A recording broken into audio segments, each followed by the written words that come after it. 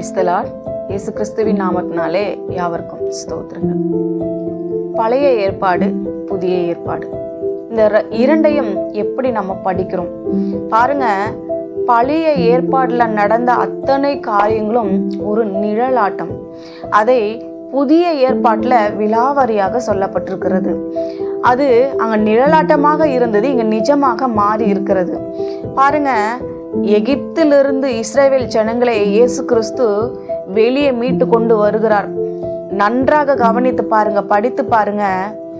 அந்த ஊருக்குள்ள இருந்து, எகிப்தில இருந்து ஒருவரையும் மீதி வைக்காமல் அத்தனை பேரையுமே என்ன பண்ணாரு, அவர் மீட்டு கொண்டு வந்தார்.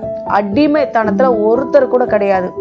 இங்க இருந்து ஒவ்வொரு இடமா பாளையம் இறங்கி அங்கங்க தங்கி அங்கங்க எல்லாவற்றையும் பண்ணாங்க. ஆனா இங்கிருந்து அவங்க கானானுக்குள்ள போறதுக்கு உள்ளேயாகவே அங்க என்ன நடந்தது?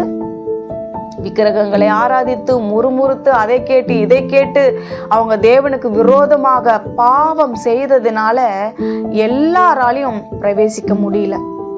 எல்லாரும் கானானுக்குள்ள போகல. ஏன்? அவங்கள நடத்தி கொண்டு வந்த மோசேயே கானான தூரத்துல இருந்து பார்த்தானே தவிர அதுக்குள்ள பிரவேசிக்க முடியவில்லை. ஏன் தெரியுமா?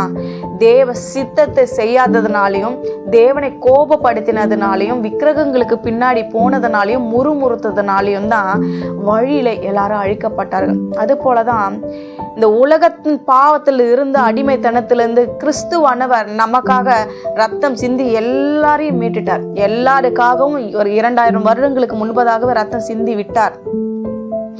ஆனா அதை விசுவாசித்து அவரை ஏற்றுக்கொண்டவர்கள் நித்திய ஜீவனை சுதந்திரிக்க முடியும். அதாவது பரம கானானுக்குள்ள நம்ம போக முடியும். எகிப்திலிருந்து எங்க கூட்டிட்டு போனாரு? பாலும் தேனும் ஓடுகிற கானான் தேசத்துக்குள்ள கூட்டிட்டு போறேன்னு சொல்லி கூட்டு போனாரு. அவர் பண்ண வாக்குத்தத்தம் உண்மை, அவர் கொண்டு போகிறதுக்கு போனாரு. ஆனா வழியில அவங்களாதான் அழிந்து போனாங்க, பிரவேசிக்க கூடாதபடிக்கு. அது போலதான் இன்றைக்கு நமக்காக அவர் சிலுவையில எல்லாவற்றையும் மறித்து நம்மளை மீட்டுட்டாரு. நமக்கு இலவசமா விடுதலையை கொடுத்துட்டாரு. குற்ற நிவாரண பலியாக அவரே என்ன பண்ணிட்டாரு? அடிக்கப்பட்டுட்டாரு. ஆனா விசுவாசிக்காத காரணத்தினால கொஞ்ச நாள் அவர் பின்னாடி, கொஞ்ச நாள் விக்கிரகத்துக்கு பின்னாடி, கொஞ்ச நாள் பாவத்துக்கு பின்னாடி, உலகத்துக்கு பின்னாடி போய் நம்ம என்ன பண்ணிட்டோம்? அவரை மறந்ததுனால நம்மளாலையும் என்ன பண்ண முடிய மாட்டேங்குது.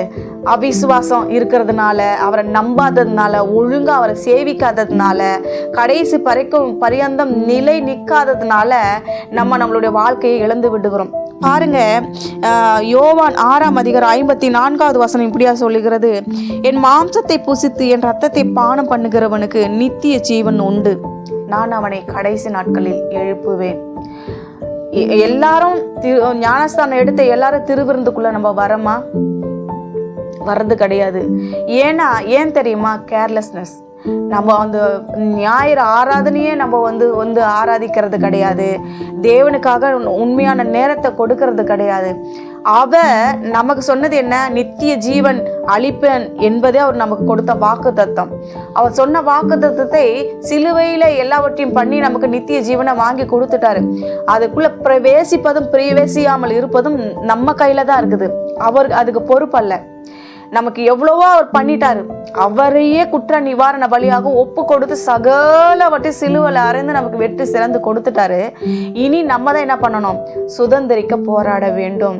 அதன் வழியாக ஓட வேண்டும். இடுக்கமா தான் இருக்கும். ஓடி ஜெயித்து அதை என்ன பண்ணணும்?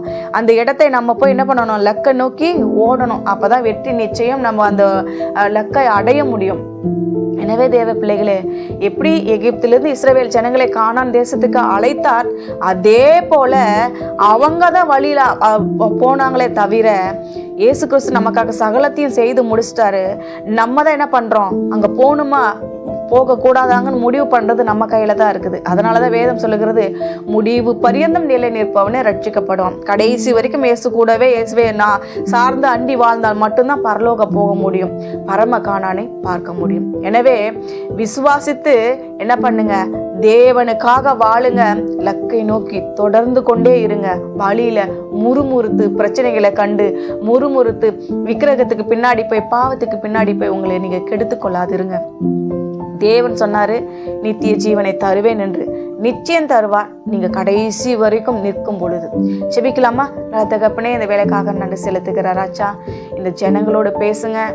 நீர் எங்களுக்கென்று ஏற்படுத்தி வைத்திருக்கிற பரம கானானுக்குள் பிரவேசிக்க நீர் எங்களுக்காக எல்லாவற்றையும் செய்து முடித்து விட்டு அதுக்குள்ள போவதற்கு நாங்க தான் பிரயாசப்படணும். எங்களுக்கு அதுக்கான கிருபையை தாரும், தெளிந்த புத்தியை தாரும். இயேசுவின் நாமத்தில் செபிக்கிறோம் பிதாவே, ஆமென்.